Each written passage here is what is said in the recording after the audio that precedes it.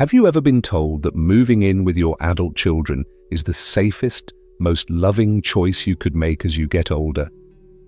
Maybe you've even considered it yourself.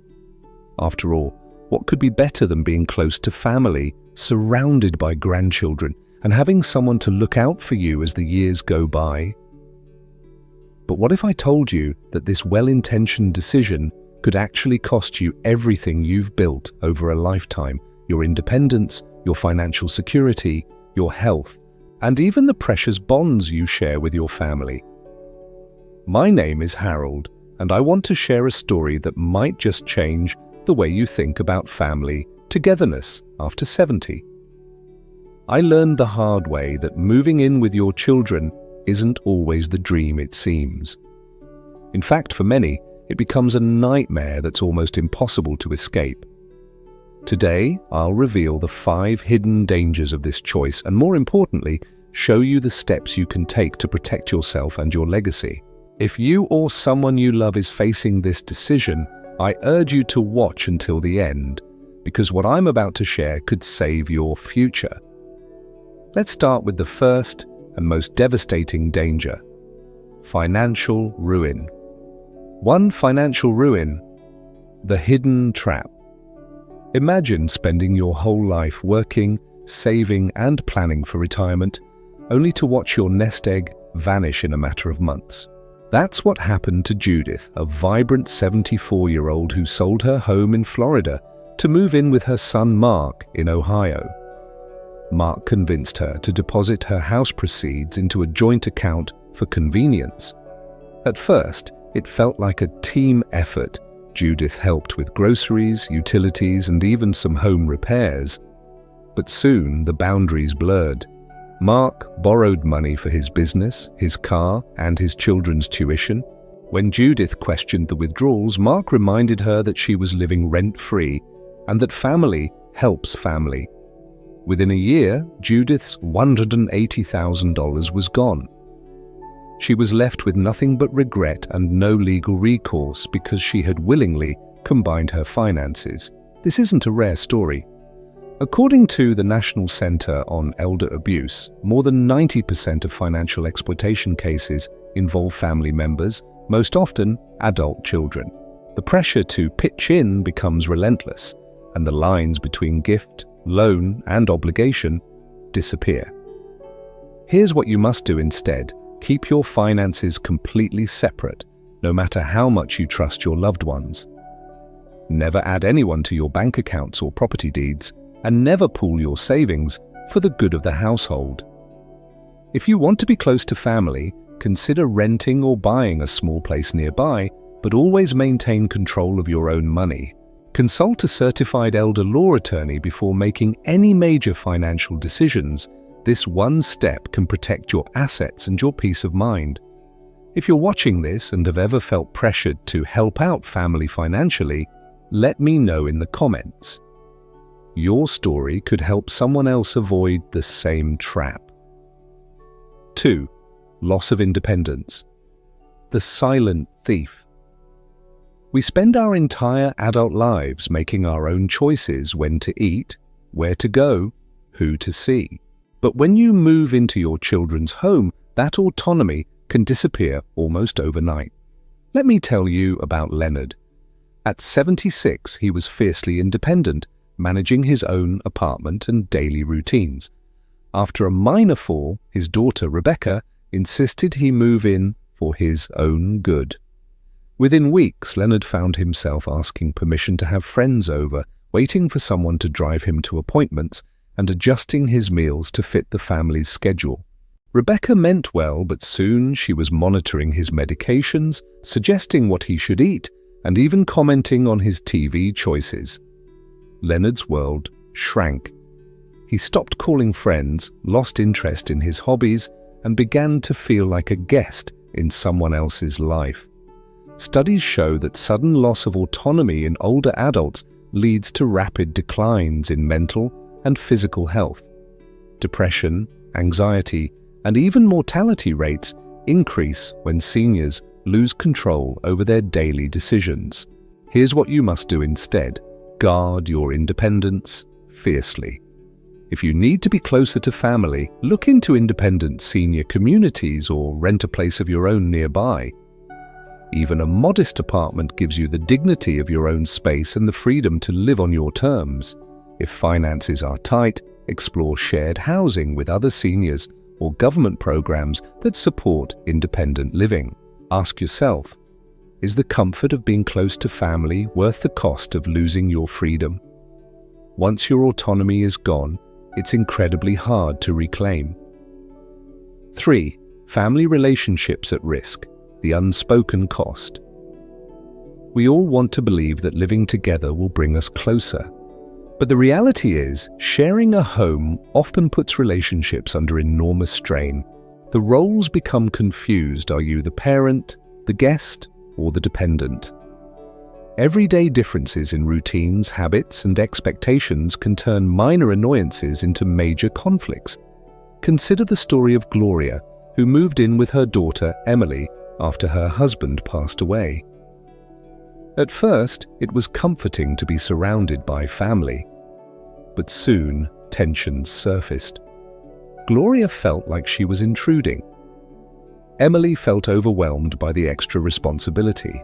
The grandchildren resented having to be quiet, and Emily's husband started spending more time at work to avoid the tension at home. Within a year, family dinners became silent and uncomfortable. Arguments flared over small things: noise, chores, privacy. Eventually, Gloria moved out, but the relationship was never the same. She rarely saw her grandchildren again. Family therapists report that over 70% of multi-generational living arrangements end in significant relationship damage.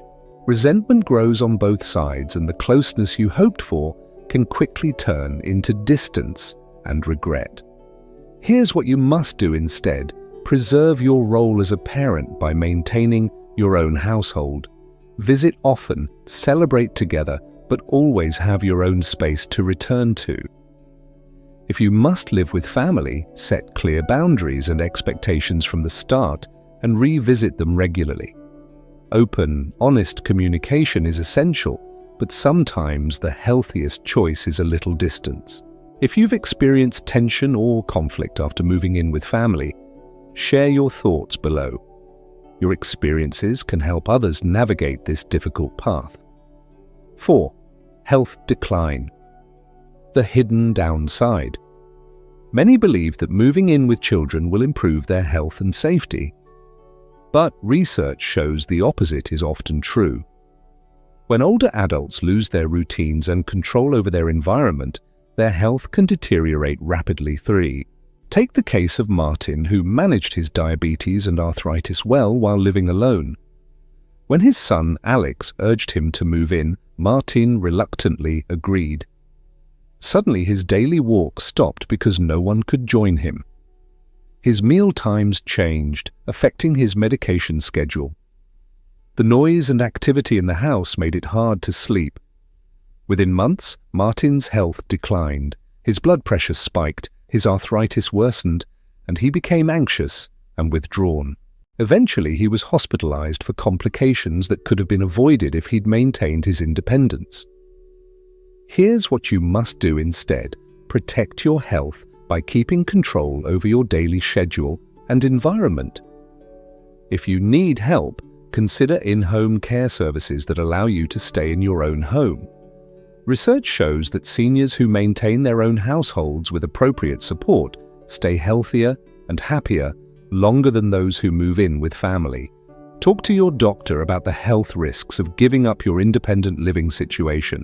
Ask specifically how a move might impact your existing health conditions. Your well-being is worth more than anyone's convenience. 5. Legal vulnerability and elder abuse. The unthinkable threat. No one wants to believe their family could ever hurt them. But the sad reality is that elder abuse, financial, emotional, and even physical, is far more common than most people realize. And it often starts with small boundary violations that escalate over time. 4. Let me introduce you to Pauline. At 79, she moved in with her son David after a hospital stay. Trusting him completely, she added him to her bank account just in case. David started managing her bills, then her investments, then her property. When Pauline wanted to move out, she discovered David had sold some of her valuables and taken out a loan against her house without her knowledge. Pauline was trapped. With no resources left, she was afraid to speak up for fear of losing her only home. Sadly, stories like this are all too common. According to the American Bar Association, seniors living with family are nearly 3 times more likely to experience some form of abuse than those who live independently. Here's what you must do instead: maintain your legal autonomy at all costs. Never add children or relatives to your accounts or property deeds. Work only with qualified elder law attorneys to set up legal protections, including powers of attorney, living wills, and care contracts. If you need help managing your affairs, consider a professional fiduciary or a trusted friend, not just family. If you're worried about your legal rights or have seen warning signs of abuse, reach out for help immediately. Many organizations offer free consultations and resources to protect seniors from exploitation. What should you do instead?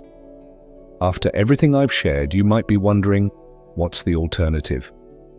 How can you stay safe, healthy, and connected without risking everything you've worked for?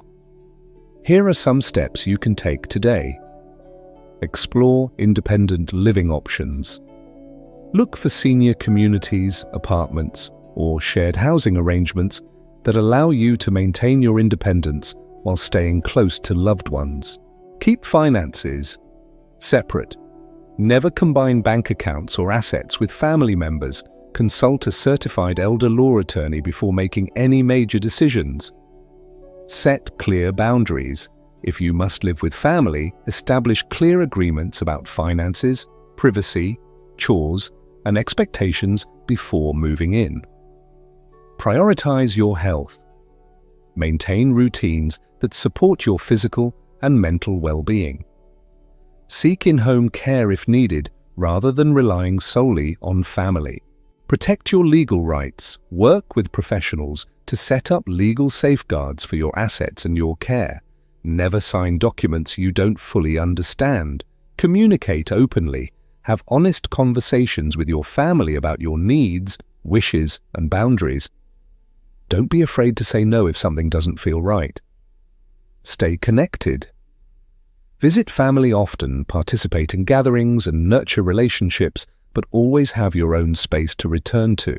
Moving in with your children after 70 might seem like the loving, practical choice, but for many it becomes a decision they regret for the rest of their lives.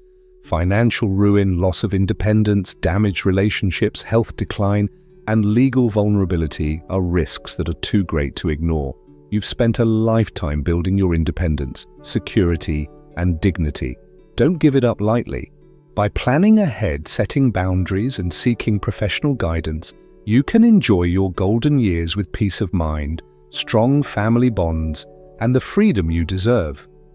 If you found this story helpful, please like, share, and subscribe for more advice on aging with dignity and confidence.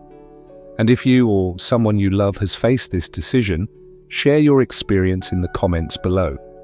Your story could be the lifeline someone else needs. Remember, your future is worth protecting. Don't let anyone, no matter how well-intentioned, take that away from you. Thank you for watching, and take care of yourself.